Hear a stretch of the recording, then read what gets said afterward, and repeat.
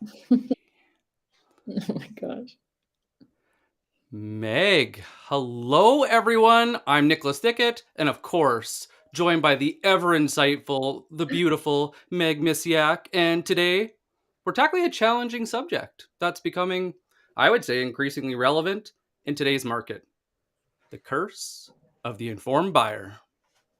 Yes, I know that I think this has been a theme for a while as, things like the Magic Quadrant, the internet, more resources are available to buyers than ever before, and especially in sectors like med tech and big pharma. The informed buyer can be really difficult. Even at my last company, one thing that a lot of people were commenting as I was posting about this was not only informed buyers in the sense of they know their options, they know the solutions, but also people who might have like a preconceived notion of your product, previous versions of it, things like that. But whatever informed means, these buyers are researched, they've analyzed. By the time you approach them, it's really intimidating to not only get like a not interested, but like not interested because I'm super aware. Hmm. So it And can really that's the stand you. challenge, isn't it? Right? So, how do you capture their attention and, more importantly, interest? Right? Because that's where it starts. So, well, that's today's episode. So maybe we should just dive in.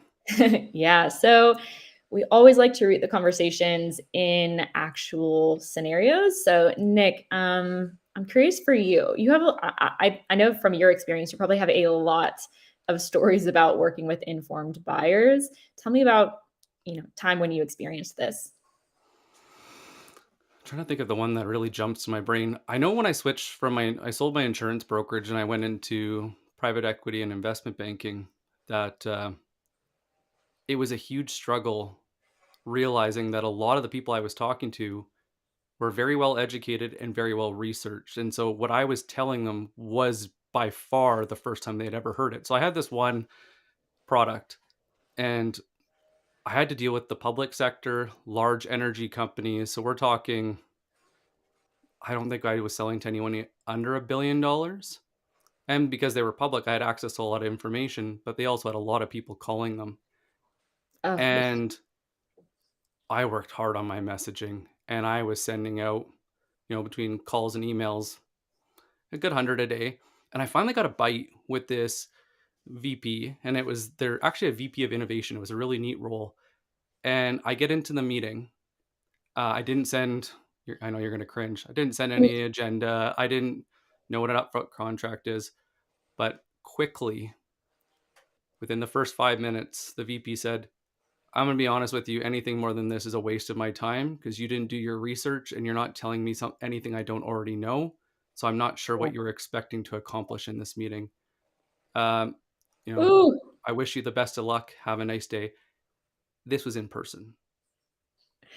You know what's funny though? That's probably a blessing for you to hear that so directly. What did Well, it teach you? it was even bigger because I said, hey, can I pump the brakes on this? Like, I have you here and I already had you for. Can I get 5 more minutes? Just, I've never bought anything like this. Oh, the And vulnerability.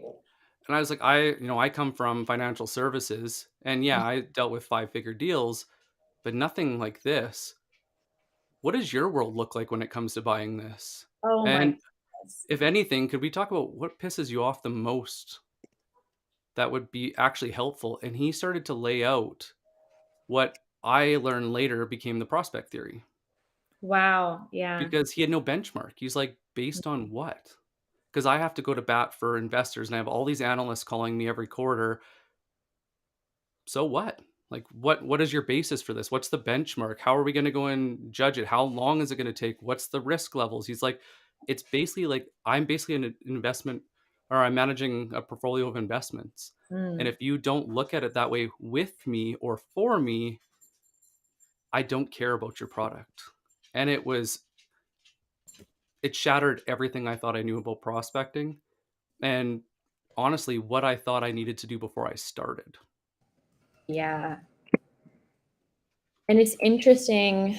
I hear so many things there, but one of the things that I see a lot is that sellers, they they don't have that level of vulnerability where they're like, listen, I haven't bought something like this. I always ask people, I literally ask them, have you ever bought something like this?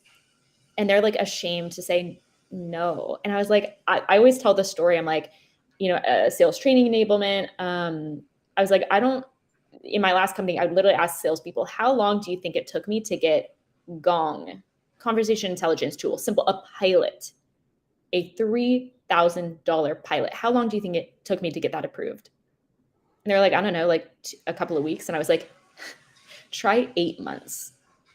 And it's interesting because especially in ideal, I see a lot of this in like med tech, but also even like in education, where there's so many regulatory risks, there's so many Oh, yeah. compliance issues, there's I so many things observe. that, yeah, what I hear a lot is on the seller side, they're like, oh yeah, this is really easy to implement. And I'm like, yeah, because you don't like it's easy for you to implement. Your sales process could be a couple of days, a couple of weeks, a couple of months, a couple of meetings. But a lot of sellers don't understand on their side of it, the buyer side, what it actually looks like the sales process, and then the buying process. And not only that, but even like driving change. What does it take to actually build internal support, work through internal politics, deal with regulations and things like that. And Nick, I constantly tell you, I'm like, dude, you're too smart for your own good. Like, I know you have such an incredible informed approach. Like, we could also talk about the informed seller. But I love that you actually got there by being vulnerable and admitting you didn't know everything. I think that's a lot of times what sellers are afraid to do. Well, I think everybody just sees the highlight reel and they don't realize that a lot of those things, those strong opinions, Mhm. are from lessons with pain. And I think the more we can be honest about that, the faster we can grow and do good work. Yeah. And I see another trend. I think a lot, I would say there's probably two or three words that come to mind when sellers talk to me about the type of seller that they would like to be. I'm curious Mm. what comes up for you because for me, there's three words. I think there's, they want to be consultative. And when you think about a consultant, it's rooted in expertise. They want to be transformative, which is rooted in like project management and actually deeply understanding the process to get you from here to here. And also filling in the gaps, both of those things, filling in the gaps that the buyers don't know. And I think that's it. Like the informed buyer, they know everything that could go wrong. And what they're looking for are some ways for you to tell them like what could go right and to better inform them on the what could go wrong and to understand that very deeply. And I think that's a lot of times what's very missing in terms of our like so many, we've talked about this so many times. So much sales training, especially internally, focuses on product training versus buyer's process. Most Mm. salespeople do not understand what it's like to sit on the other side of the table, and so I always tell people, how are you what side of the table are you sitting on? And they're like, "Oh, I'm still feel like I'm sitting on the opposite side. I still feel like something's missing. I still feel like I'm not really understanding what's happening on their side." And I love that question of like, "Hey, I've never bought something like this. Like, tell me, explain to me what this is like, what challenges you're working Yeah. through." So Can many you times help me? yeah, and so many times we try to handle objections, right? We try to convince them that it's not real. Instead, like we need to actually better understand what's rooted in that objection. And most of the time, it's information that they know that sellers aren't aware of. They've tried this before. Literally the years of working through this, that all of the things that they've tried and what went wrong, all of the processes, the sales, the other like implementations that they've done that didn't go well, all of the regulation, the risk, the real risk. A lot of times we're like, "Oh, you probably have never thought of this." And they're like, oh, we've thought of this. Yeah, we didn't think about it until it happened the first time, and then the second time, and then we're going, we're never doing that a third time.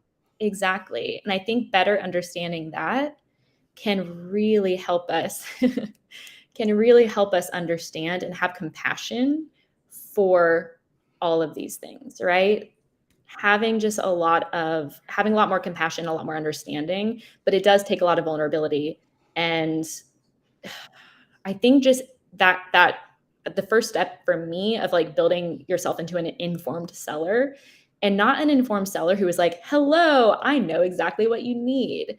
But having an informed seller in your sense, Nick, you taught me so much about what it takes to actually provide them insights rather than just be like, hey, do you want our product? Providing them actual value in terms of, helping them work through their problems, helping them better understand their problems. And yeah, maybe some solutions. But I think it starts with that admittance that you don't know what it's like to be a buyer. And then that you can basically start on that track of learning and super vulnerable questions, asking stupid questions, actually asking, hey, you have probably tried this before. Tell me about that. And one of my favorites is anxiety is my sales superpower. I have a lot of it and it's super valuable. And so I always ask them, hey, what are you worried about? What do you think could go wrong? And actually, here, a lot of us are afraid to bring stuff like that up because it's almost like the superstitious, if I bring it up, it exists. And I'm like, that's kind of the same thing as like, when you're a little kid, I'm like, also still me. When you're kind of like I'm also deeply afraid of the dark. But when you're like afraid of the dark and you're like, okay, I'm just gonna like pull the blankets over my head. And if there's monsters in the room, they can't see me. I don't exist. Just because you bring up objections is actually gives you a really great opportunity to work through them, to talk through them, to be I had consultative. uh, I had a gentleman one time. I was playing backup back when we used to do board meetings. One of us would kind of watch the crowd, the other person would lead, and he said something that I'll just never forget. He's like, "Okay, and with all of this said, there's only a few of us here. Not everyone's going to go and hear, right out of my mouth, and it's going to go and play telephone. So I'm going to ask a really difficult, hard question. And if you don't have an answer right away, I would not blame you. But I know for some of you in this room, a name's going to pop into your head or a face. And I hope you trust me enough to tell me." Takes a big, deep breath. He's like, "Who's going to be the deal terrorist?" Oh my gosh. And I was like, "Sorry, what?" That's so funny though. And honestly, it's funny because one of the ways that I work with sellers is not only to be vulnerable, but also to be human and authentic. And when I actually tell sellers, or when I tell my buyers that I work with, I'm like, hey, can I just like share a few things I'm anxious about? And maybe it's just my anxiety. And when they're like, actually, no, but that's a really good question. That's a really good thing. I'm so glad you brought that up. But like, they usually laugh. And that deal terrorist, like, who could tear this apart? And people are It like, was don't so talk about it. shocking, too. Like, just the name, you're like, I've never heard that in a sales call before. But your champion knows. And they're like, it's Hmm. this person. Absolutely. So Every time. yeah. And Nick, I'm already thinking about this from a mid-funnel perspective. That's the way my brain works. But I've shared one of the ways for me that I've actually really gotten experienced in this of like uncovering what could go wrong, what are their objections potentially rooted in even for prospecting much earlier. I love working with you because everything we do is so intertwined. Mid-funnel starts with prospecting. Prospecting leads into a strong mid-funnel. But I told you I literally have a slide in my slide deck. So I'm a medic trainer. I do large scale, implementations of the medic framework, and I literally in my deck for like the business case, I have one of the most valuable slides that buyers love is why medic would fail. And I literally have like the top 5 reasons. And I ask them, hey, like, what are you worried about? This also is really helpful because they're like, no, nothing. We're good to go. And I'm like, hey, honestly, these are 5 things you should be worried about. And you can also validate that. Like, that should be a slide that you keep growing And based on Meg, people's feedback. what's those out to the audience? I Hmm. want you to tag someone, uh, or even just say, when it comes to prospecting, Yeah. do you weigh out the people that the risks aren't worth the reward. So Oh, you know what might blow up, the 5 or 10 things. Do you actually consider them in prospecting, or does it only come up mid to late funnel? that So was I just want to throw it into the chat because I want you to hold on to this because yeah. it'll help with the deal of the day. And I'm really excited about that. That's exactly where I was going because when we start to understand where that informed buyer is coming from, we can much, much, much better bring that into our prospecting efforts and have some compassion. So, Nick, I know that we have a really cool and interesting deal for today, and I'm excited. I hear that you have a weird little story for us. Tell me more. So I'm going to read this one because I asked my friend ChatGPT to go and add a little color from my bullet point so that it actually read more like a story instead of this ugly piece. So if you know anyone that's dealing with informed buyers, selling into Fortune 500, dealing with six-figure deals that have a lot of complexity, where the people that you're talking to, this isn't their first rodeo, Yeah. or you're just dealing with a lot of not interested, tag them. And that also tells them the time to start watching. Okay. The informed buyer's game, Meg. You ready? It's like so dramatic. I love it. In the expansive concrete and glass canyons of New York, Jason was known as the strategic maverick. For years, he had been on top of the food chain, selling infrastructure software to Fortune 500 companies. He was used to the rhythm, the thrill of the hunt. The chase was long, with sales cycles stretching out like a marathon, but the rewards, those 6 8 figure deals, were always worth the wait. Yet as 2021 dawned, a shadow cast over his once bustling world. The ping of an email notification was no longer an excitement, but became a dread. 10,000 emails sent, each crafted with precision, sent out into the vast web of corporate world, and not a single meeting request in response. Calls? Huh, they weren't any better. They used to be his battleground where he charmed, convinced, and closed deals, but now thousands of calls were met with a cold, not interested, or an even more disheartening. I'm aware of how your product works, thanks. Staring at the city lights one evening with a glass of whiskey in his hand, we all know why, Jason pondered, is this the curse of the informed buyer? Have they all become so knowledgeable that they no longer need me? Think about that, everyone. No longer need me. It was a sobering thought. The digital age had armed buyers with information, making them more independent and selective. The old methods of cold calls and blanket emails had lost their edge. Jason realized he had to adapt or be left behind. Adapt or die. He couldn't rely on his past glories. The game had changed and it was time for a new strategy. Is this just the modern buyer's wisdom? Jason whispered to the city. Or is it something else entirely? And as the city lights flickered back, Jason knew he was onto something bigger. Discover what changed in the world of sales in 2021 and join Jason on his quest to decode the mystery of the informed buyer. Oh my gosh, I love it. I'm like, should we start like a sales storybook series? Because these I'm like, these are my nightmares. So cool. So and honestly, it is a story so many of us can relate to. And one thing that I think is interesting as well is sometimes we get a direct response like this, like, hey, not interested. I know everything you're doing.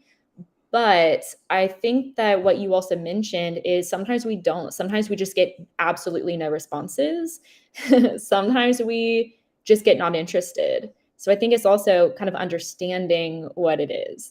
But let's go ahead and dive deeper. So, Nick, I'm always, I always just like love picking your brain because I was like, again, you're so smart. And sometimes I'm like, how do you think like this? So tell me what's running through your mind. Like, how would you actually approach this? So I want to throw it out to the audience too. What questions jump? What's the first question that jumps into your mind? What is the one thing that you need to know in order to better understand what to do? And to help others out that maybe don't have your experience, what part of the story did that come from? Because if we know what the cue was and we know what you did, that's experience. Yeah. So throw that in the comments.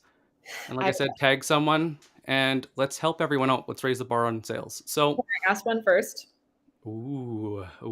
yes. It's honestly the question I have for you so regularly, and the question I get about your prospecting process is I think that a lot of salespeople they want to be more consultative, they want to be more informed, but they're like, how I don't know what in I'm not as smart as my buyers. I don't know what insights would be valuable. I don't know how to grow my expertise because I've just been focusing on product training and growing that.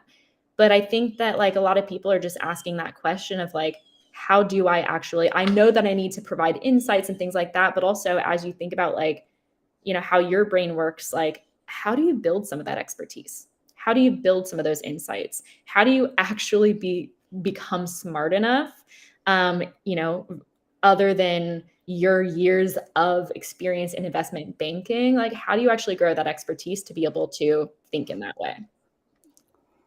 So the two things that helped me the most, and on a side note, or like I had a journal that was also part of this, but Mm, write in a journal when it's concrete. You can't lie to yourself as easily. So it makes the lessons more visible. Okay. mhm. So if you read your ideal target's job description, what are they actually responsible for? And if you think about at what level are you selling to, whose budget is it coming from? Is it from a team? Is it a division? Is it a certain geography? Is it the whole company? Then how does that change who's responsible? And if you had to pick the top three people that had to sign off, who are they? And what are they each scored on? And how would they report? This is a lot of information that Yeah, I just went. So you're going to want to go through it. But basically, it's like buying an investment. What is the rate of return and when do they get back? yeah. And so I started looking at job descriptions to understand what was their world? What was their day-to-day look like, their jobs to be done? Oh, And so that's where mapping the earthquake came from, was that rippling, how the pain, the mhm, communication, mhm. and the decisions flowed through, and it came from investment banking because most mergers and acquisitions fail because they can't get along thereafter and there's no collaboration and synergy. So it was actually better off to never do it. Yeah. And so what I started to do is I just asked them, you know, what's your source of information? Like, if you want to go and learn more about your industry, do you go to conferences? Is there magazines that are actually worth your while instead of like frivolous bullshit with, product propaganda? Or like, what is an actual good source of information? And so I really honed in the top three sources of their information diet. Yeah, And once I understood where they lived either daily, weekly, or monthly, I matched that and put it in my calendar. yeah, So, were they listening to the World Economic Forum and seeing, is that where they got their information? Were they digging into something else on the economic side? What about the different geographies that they were serving? yeah, Or just industry related knowledge? Were they just going back to their professional association? And what I used to do is like, okay, that's nice. Cool. But now what?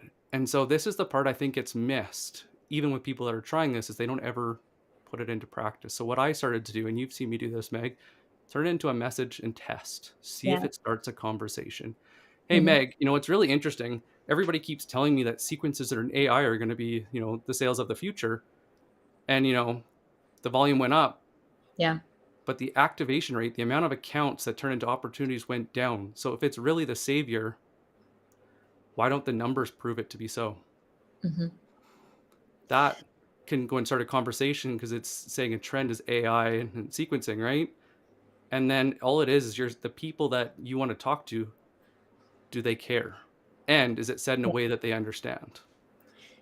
Two things stick out to me. I actually have a really stupid question, Oh, but I think a lot of times people are like I anticipate a question would be like, Nick, like when do you ask people that question? Is it in like what type? How do you just bring up like, hello, what are you reading?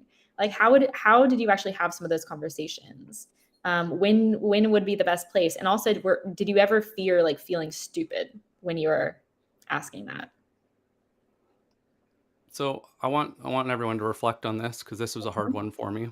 That was an ugly lesson to learn. feeling stupid is a matter of ego. Oh, When yeah. I realized Mark You're a Twain big said guy. something that really fucking really like hit me hard, and it's better to be thought a fool than open your mouth and remove all doubt. And I never wanted to be that person, Mhm. especially in sales meetings because it kills deals. And so I started asking questions lower down on the food chain to understand the different worlds and worked my Yeah. way up until I could carry that conversation in a way that they were intrigued. It's also part of the reason vampire sales came to be. Because what I realized is by folklore, vampires aren't allowed to enter your home unless invited. And I realized by my numbers, because I was tracking different checkpoints, that if I jumped the gun and pitched without being invited, my success rate was almost nothing. But Yeah. if I was interesting enough that they asked me, my success rate was over 90% right from that point on. So that taught me that I was not interesting. Oh, And goodness. so my sales journal revolved around that. So we think of this med tech deal that we're talking about with this Mhm. infrastructure as a service. Why would you be relevant to this executive? Or did you jump the gun booking a meeting with them? And so going back to your original question of like the three different words, the thing that really helps me, and I write it down on my account plans, is how can I be the detective, Mhm. the best friend, and the doctor, Mhm. or a lawyer? Although that embracing that didn't quite work to my advantage because I went like the trial lawyer, like corporate law, and the confrontation did not work to my advantage. But yeah, it's No. yeah, you're surprised, right? But honestly, was just asking. Oh, you've seen me do it on LinkedIn. I'll just go and throw it in a connection message because I'm genuinely curious. Or I'll go on Google or I'll go on LinkedIn or any other platform that I know that they spend time on, and I'll just search the word I'm curious about to see if there's an existing conversation. Mm. I'm not that smart. Everything that, I think isn't new. So Yeah. somebody else has to be talking because we stand on the shoulders of giants that have already shaped and molded the industry we live in. Yeah. There might be some people that are playing around the edges to make, better, but Yeah. where are those And I think conversations happening? Yeah. And I think also, just from an internal perspective, I deal with a lot of sales managers and sales leaders and even, heads of sales, CROs, that one of their biggest complaints is like, oh, BDRs and account executives, like, they're just not very experienced. They need to learn. I was like, cool. You have so much experience in this space. They don't, how are you helping them learn? So I actually think that not only for buyers, but go to your more, you more experienced, whether it's even like your customer success team. Go a Start lot of there. times, customer success teams, especially most of the time, customer success, because they usually, especially for tech, they usually, if your company is really good, they're pulling them in from the industry. They have a lot of industry expertise. Go to them, ask them what they're reading. Ask them what they're reading, what the good platforms are, what the good media sources are, where are they growing their knowledge, especially solutions consultants, your high level, say it like your high level leadership team, your founders. Go to them and ask them, I want to learn this industry, where would I do that? And I love your point as well of like also asking people, like, I love sharing, geeking out with my buyers. And even for me in meetings, I'm like, hey, curious, I just saw this article about this. Like, do you read a lot? And they're like, oh my gosh, yes. Or they're like, oh, I don't really, I listen to a lot of podcasts. I'm like, which ones? Tell me more. And I think Yep. also I listen to so many sales calls where people feel like they have to be robotic. They're afraid to show their humanity, their vulnerability. I would encourage you to geek out with your buyers. It is okay to be human. It's okay to have those conversations of like, by the way, before everyone else jumps on, I'm just curious, how do you feel about this? Like, kind of a random tangent, but I saw something about on your profile about this, and I was just really curious to ask you this question. And I've literally, like, some of my follow-up from meetings is like, can you send me that book again? Like, what did you mention? Books, podcasts, all of those things, like, geek out with your peeps. But Nick, let's get back to this deal then. So I think like turning all of our geekiness, your geekiness especially, because dude, such a geek. Um, how do we turn this geekiness into actually insightful prospecting that gets responses? Because it's not just hello, did you read this article? But like, how do we translate those insights? So, thank you for bringing it back to the deal because I think honestly, you had asked me originally what was my first question. Mhm. How did you put the list together? Mm, If you sent 10,000 emails and made thousands of calls, where did that list come from? mhm.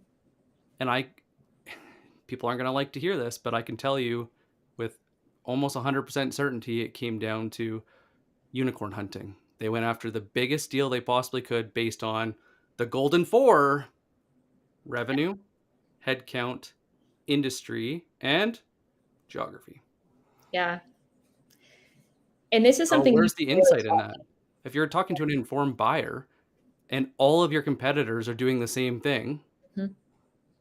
why do you think it's so hard for a seller that doesn't have 10 or 20 years experience?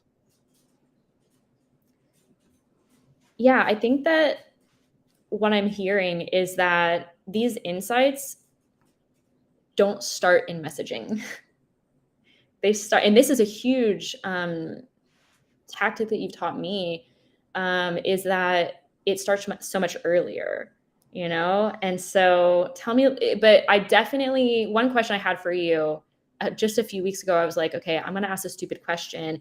How do you actually translate these things into a little bit more automation? Like, how do you actually build lists that have these insights in mind? This is a Like, where hard does it one. start? Yeah, Yeah. the golden message doesn't exist, but you can carry a message for the people that care about it across. So, Yeah. one of the things and I hear it a lot is, well, I don't have time. Well, I didn't have time to go and take my top 10 accounts and create custom plans for everyone, 'cause especially in enterprise, there's so much research involved to actually understand them. Yeah. So, what I started doing was actually segmenting. So if I take those top four, TAM, total addressable market, and I go and cross out the ones that I can't service because they're too big, too small, don't have the right people, whatever it may be, timing's off. Now what's left? It's like, okay, what is the smallest grouping that I can put them in together of 10, but no more than 20?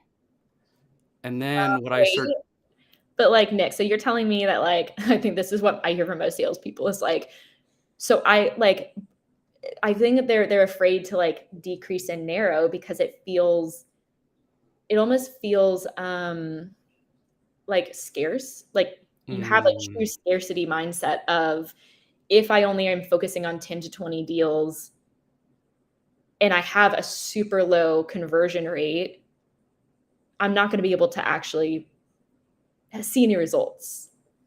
How do you break through that? so the one thing I realized, and I try to go and share this as much as I can, is it wasn't until I put limits. So everybody for the most part, where they start out is always be closing. Everyone's a prospect. Yeah. The moment that you start to get narrow is a judgment call. Then you have to go and see if you were right. Mhm. So if you make these small lists, the chance of things blowing up because you were wrong are insignificant at best. Nobody cares. The world still keeps moving. Yeah. But what I noticed is when I started to write down my assumptions, okay, what are the problems that are facing this market? Well, medtech, the cost of R&D is getting more difficult, but if they add AI, now they have to worry about cybersecurity Mhm. and the types of information they hold. And depending on the different geography, that also means rules on where that information has to stay. So in Canada, it can't leave Canadian soil. So is part of the reason they don't want to innovate because of cybersecurity? Same with remote work? Or is it because during COVID, it was so expensive that they're afraid to make major investments right now? Yeah. So then if I took those, it'd be like, okay, those are my symptoms or the things I assume. What could That's I look for? Who would feel this the most? Is it product or is it CS because customers keep asking them for different things, but nobody wants to go and create it because they don't have budget? yeah. Is it marketing because they keep saying the same useless garbage and never actually pointing to something useful? What is the piece that, and that's, is that coming from leadership? But this is the thing, is we have to go and talk to people. So that said, like I'm worried that innovation's not happening because of cash flow. What if I reached out to the financial manager of a line of business and said, it's so frustrating. You constantly get people messaging you to go and add, give them budget for this or that. But do they not realize that you have to make it, you have to give money to everyone and make sure that it actually is a Mm. positive return, because it's not endless. And I'd keep playing with that message until I got it small enough. And then I would keep rewording it until it won one on one so that it Yeah, worked. And I love then fiction. now I'd go and send it to 10 or 20 more. And Yeah. so the one thing I want to go and really enhance is I actually go in 6 week or 8 week sprints. Mhm. And at the end of it, I actually create a playbook that I can run and never have to think about again. I just update Yeah, based on checkpoints because I know those are the points where I'm going to get stuck. And so as long as my numbers that are a certain benchmark, like if I go below 1 in 5 accounts, so for every 5, if I don't get at least one opportunity, something's wrong. But now I know. yeah. And I hear a few things here. So one, I literally just get the theme of like, if you're dealing with informed buyers, you need to have some ways to grab their attention, but it's not even grab their attention. Like for me, I would literally figure out how can I geek out with them? How can I, like, what conversation can I start with them? One, in order to even know what the message is, you need to make sure you're talking to the right people. And so, you're really reworking. We always teach like in the mid funnel, you need to uncover why change, why you, why now. If you start with the list who already has some validated filters that basically pre-qualify, why now? I always tell people think 3 months in advance. So one of the very first salespeople I trained at my last company, I remember it was marketing technology, and it was October. And I was like, okay, let's look at your list and let's actually look at some companies. It's October. What do you think is going to be happening in January in these people's worlds? He's like, I don't really know. And I'm like, come on, this is email marketing. Look at your inbox from your personal email inbox. All of the brands that you have, you know, that you have signed up for. What emails are you getting? And he's like, oh, it's all, loyalty programs. Like, thanks for being a member. It's like your airlines are sending you, hey, thanks, this is the summary. And I was like, how could we bring that? We're assuming that these companies that we're targeting, let's actually look at who has loyalty programs, who have mentioned who owns the loyalty programs. That is going to be, if it's 3 months away, they're probably working on their loyalty. That's a huge email for them. And let's target, we have now people who likely are related to this, who have impact over the success of those emails. And we have a why now. If we think 3 months in advance, even 6 months, for example, a lot of people tell me my clients don't have compelling events. It doesn't really matter. I have one client who really struggles with urgency because their value prop focuses on cost efficiency and effectiveness, like, cost reduction. And I'm like, okay, so yeah, it's kind of like, you can save money at any time, but when would it actually be important to show that you've saved money? This is a public company.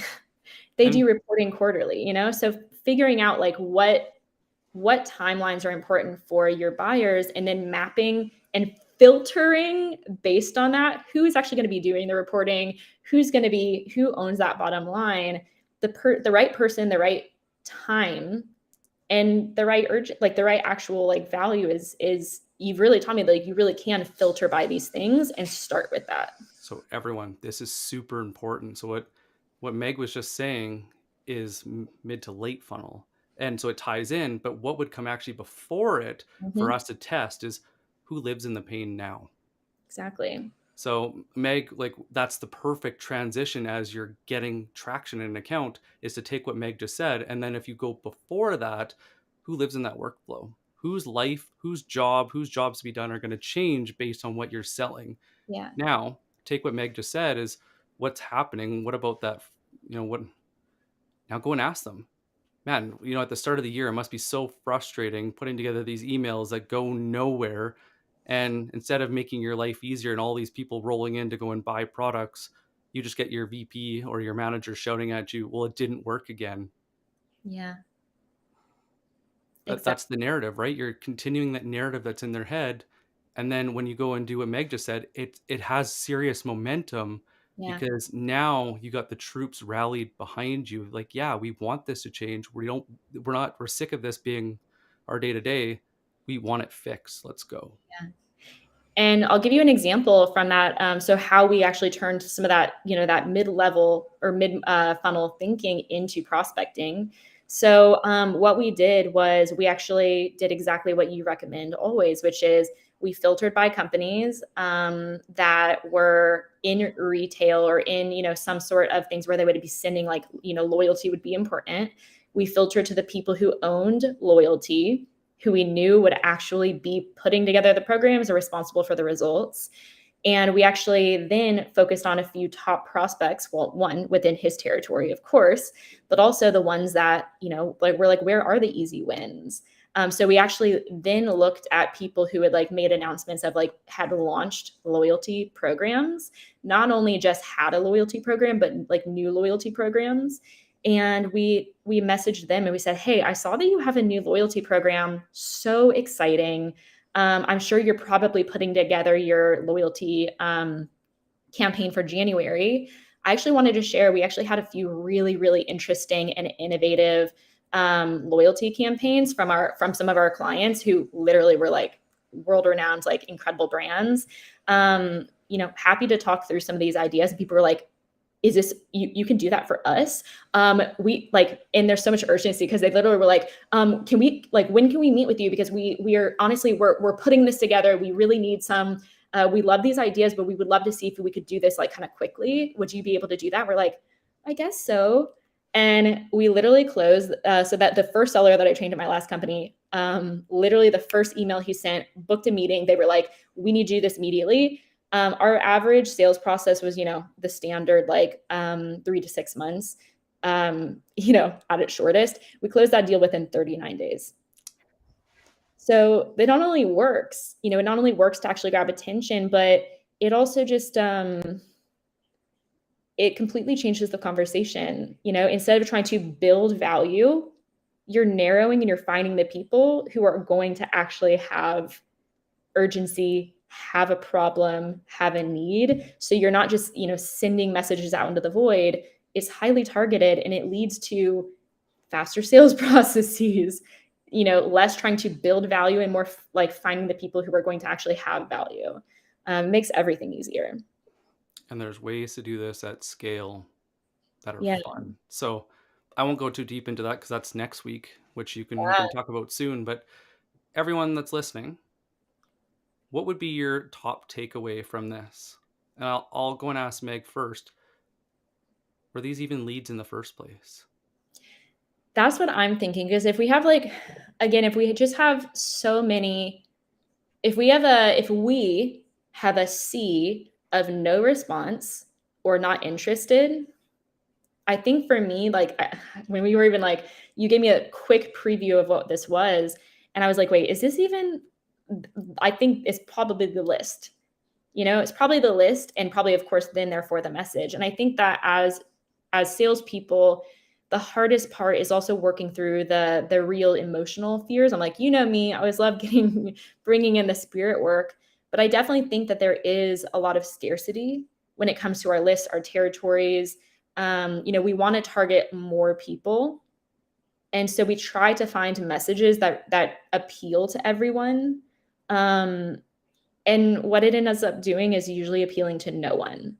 And so I also love the focus. So on time management, I love the restriction aspect that you mentioned. I don't know if you've read, I'm sure you've read We Geek Out regularly. Atomic Habits mentions the 2-minute rule, where it's like when you're trying to incorporate habits to maintain your focus, to maintain your energy, focus on like limiting your time and limiting it. So it's like if you're trying to incorporate a new habit, only do 2 minutes. Anything else is bonus. And what I found is, a lot of salespeople, it's really hard to find that constant, like eliminate the peaks and valleys. And I think a great way of doing that is a sprint that's highly targeted. And some of the best sellers that I've worked at, they definitely have those sprints. They're like, yeah, right now I'm working on this list. I'm doing a 4-6 week sprint.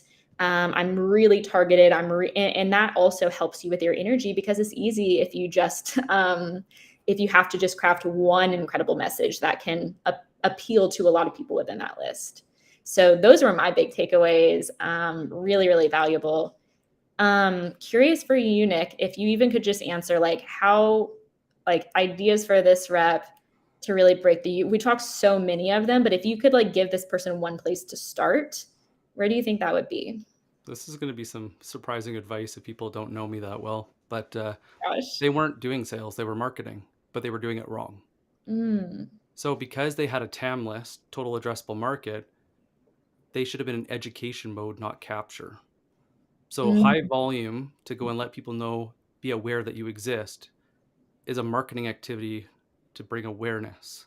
The yeah. next step would be demand. So what they should have been doing is led with insights to go and take that and show that they were a reliable, trustworthy, credible resource to come back to. But instead, they use something called capture messaging, which is, look how amazing our product is. Book a 15-minute meeting for me to show you how amazing it is for free. Yeah. It doesn't match the method. So instead, something you can do and activate right away is I use something called the 3-3-3 method. Mhm. So I spend the first 3 hours on a priority project. I follow up with 3 maintenance activities, or the other one is 3 urgent tasks. So sometimes I'll do the urgent tasks first until that marketing turns into insight. Your major project is validating an insight to go and narrow your list. That's your project every day that you're coming in to go and build your influence in that market. So you're a known name that people know who you are, that when they go to connect with people, you have 10 or 20 mutual connections first and lots of second degrees. Mhm. And so what you're going to do is go and read until you find things that are happening and connect the dots that nobody had else had time to do. And now build a list of who would care about that and go practice starting conversations. It's not sales, it's seeing if your hunch was right. Yeah. This is where I think this fell apart, is this part wasn't done. And if they would have done this, they would have realized that they were just marketing and that the sales process actually hadn't even started yet. Yeah. And I want to also highlight something, even as a sales trainer. I literally live and breathe sales. I teach this stuff. It's hard to come up with these assumptions, right? To come up with like what, and I'm going to tell you, I think why. There's two reasons why it's so hard to come up with these assumptions. One is that it's so hard to break through what you have been taught and what your Mm-hmm. entire company, the entire field, what everyone else is doing, which is focusing on you, your product, and also taking the ego out of it. I'm not just being like, we know that we need to talk about less about our product, but I'm going to be honest. Your founders are excited. They literally spent years creating their product. They're excited about it. Of course, they're going to want to talk about it. Of course, they're going to think it's like the best thing since sliced bread. So I think that like really breaking through and trying to say, okay, I need to stop focusing on my value and start focusing on what their problems are, what their priorities are, what their challenges are, what their goals are. And so for me, it's really hard to break through that. But a few ways that I've found, so kind of the norm, the status quo, the everything that everyone else is doing, you probably have never seen messaging like this. And so I think a lot of times people are like, well, where do I get that? And we talked about a few ways of building expertise and experience, but I think it is the experience gap is that second reason where they're like, I've never been taught that. Every piece of sales training, like it's all been product focused. So you and I have talked a lot about going to customer experience, and literally like they can be an incredible resource to actually do a little interview with them and say, I'm trying to create some messaging that focuses on some of these like top problems. These are some of the assumptions that I've made, especially like I said, going to customer experience reps who have experience in the industry. Find a customer success person who used to work at a client. If you have one of those, literally go to them and say, why did you buy our product? What were you struggling with? What were the fucking like the oops, what were the most annoying parts? And But I'm not the only one this I show. know, I love the oops. But if we like people exist that can help you with this messaging. And a lot of times those people are not in sales. So And critical. service tickets. So the Yeah. two things that I've looked at is what are the final questions in your email before the deal closes? What are they verifying? Ooh, Or what is CS? What are the common misconceptions that occur from a deal? So I would actually ask for if I could see service tickets, talk to the CSM or account managers or customer success managers, whatever that looks like. But whoever handles customer problems, paying customers problems, what's yeah. the And theme? And I use that to go and test because I bet that that problem actually happened before as well. It's not new yeah. just to that product. And I'm also going to say something a little spicy. I think a lot of salespeople play to the problems that they hear in sales calls. The issue is that most people are not doing good discovery. They're only trying to get very limited, like leading them to, oh, is this a problem? Yes or no. And so a lot of times in sales calls, people don't actually share what their true challenges are. And so I think if we're only limiting ourselves to sales to say, oh, what am I hearing on the calls that I'm, whether it's conversation intelligence or shadowing, if you're trying to build industry expertise, a lot of times you're not going to build that by listening to other sales calls. You're going to get that by actually asking really, valuable questions, but most people don't do that. So going to customer success, who they have, years long engagement with customers who, and most of the time, I'm just gonna let you in on a little customer success secret. Most of the time, customer success teams have to rediscover after the deal has been done because salespeople don't do enough. They literally have to be discovery salespeople. So even going to them and saying, hey, what were people struggling with before they can, like that is such incredible feedback. And those are what I would use to build those assumptions because you're not going to hear it on most sales calls. Well, the other thing too is if you're afraid to do that, just listen to podcasts. Just start Yeah. there too. Like nobody has to know. Do it while you're working out. It's an excuse to go and be healthy Yeah. and do something for yourself while also learning. Listen to the word choice, and because you listen to it often enough, you'll start to sound like it. So, good place to Also, start. one thing that came to mind, like I loved and I'm obsessed with what you said earlier about job descriptions. Because I think most people that have um, basically predefined lists. They've been given these are the top roles that you're selling to, and they're given no context or even the context like I'm sorry, trainers out there, but most people are just given very like salesy, product specific. If they are ever given a like profile for deal personas, it's not very good. And so going into the job descriptions, you can literally like even just search top problems for this role in 2023. Just doing some of that research can be so insightful and much more valuable than, you know, doing what everyone else is doing, which is talking about your product. So I think we've given people a pretty good playbook here, right? So, figure out what people are struggling with. That is not, oh, they need our product, right? For example, people do not need sales training. They do not want sales training. They want to improve their skills. They want to, I literally just, one of my messages was like, hey, do you have stuck deals? And everyone's like, yes, or no, I'm working on prospecting more. Start with what people are struggling with. And if you don't know that, find the answers. Talk to customer success, read some books, get some podcasts, talk to people about what they're consuming, what they're listening to. And it And doesn't have to test be it. perfect. Yeah, even like podcasts, a lot of people are like, well, I don't have any time to listen. Honestly, I know that audiobooks and podcasts just scientifically you do not retain as much. But if you're it's better than nothing. Most people do not listen to this stuff because they don't have time, so they don't do it at all. 2-minute rule. Literally listen to 10 minutes of a podcast even if you don't finish it. Listen to 10 minutes of an audiobook every day. I'm pretty sure you have 5 to 10 minutes. Zoe Me, agrees. absolutely. For me, I start every day when I'm doing my makeup. I start every day with a usually, a professional development sales book on Audible, so that every day I know I've started my day with, some value. And I now like, especially with that process, I now listen and read to between 70 and 80 books a year. And I'm not saying that's perfect, because in a perfect world, I would only read a few and I would implement everything. But it actually helps a lot to build that vast knowledge and expertise. So the goal remains: establish genuine connections, test what you think the truth is, because you know what they say about assumptions. And regardless of interruptions or like the initial resistance, if it's worth it, it's worth keep going.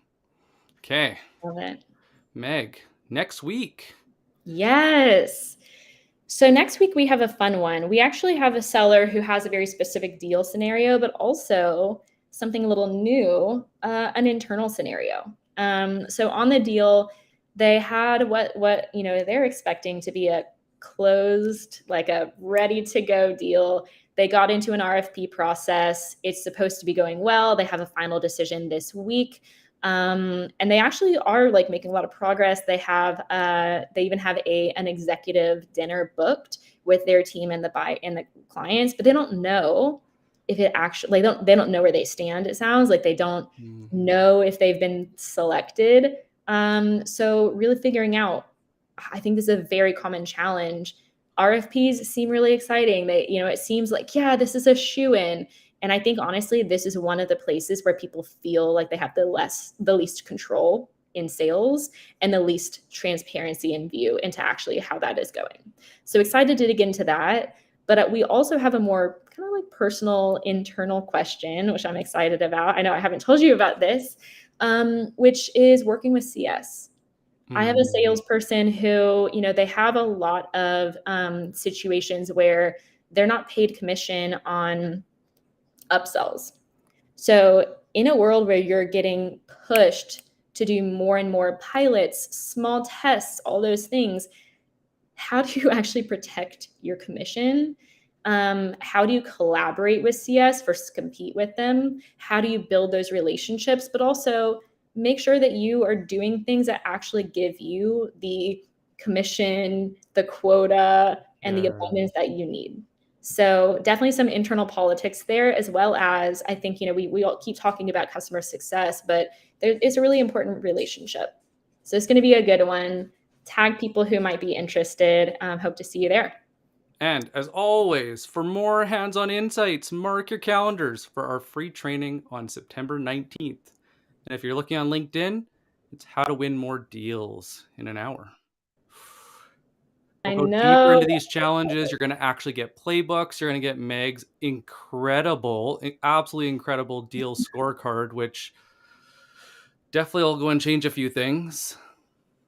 And you're going to get Nick's incredibly valuable prospecting strategy. Literally, I was like, dude, you have to show people how you go start to finish with assumptions, list building down to like, what is that value centric message that's going to make your, honestly, for me, it's like, what is going to make you make a leap from 2% open rate to actually having an inbox full of like, wow, this is really interesting, like da da da da da da da.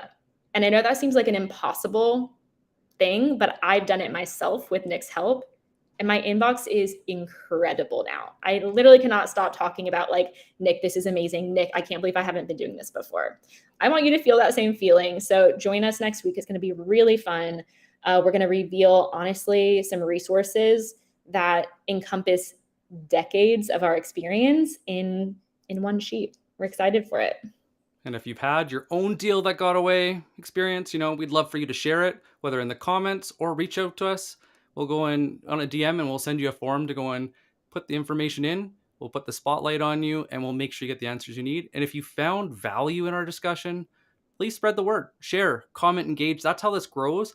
Let's build a community around this because we know that deal reviews and the strategy work just doesn't exist in most companies. So thank you so much for being here. Until next time, remember, in the world of sales, persistence and adaptability are our best allies. Keep pushing forward. Thank you, everyone. Bye bye.